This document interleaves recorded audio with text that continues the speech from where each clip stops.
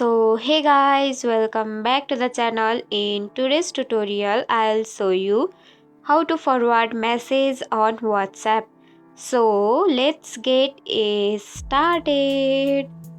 At first, make sure you have the WhatsApp app downloaded from Google Play Store or App Store, and also make sure that you have logged into your account.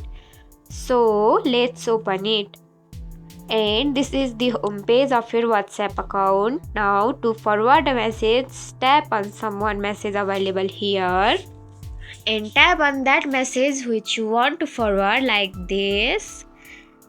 Then on the top side of your screen you can see the option of double arrow which is available on the top corner of your right side. So tap on it, then tap on here like this and send,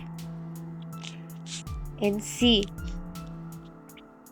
I have successfully forward message to myself. And that's it. If you found this tutorial helpful, don't forget to like, comment, share, subscribe, and also hit the bell icon for more easy tutorials. I'll see you in the next video.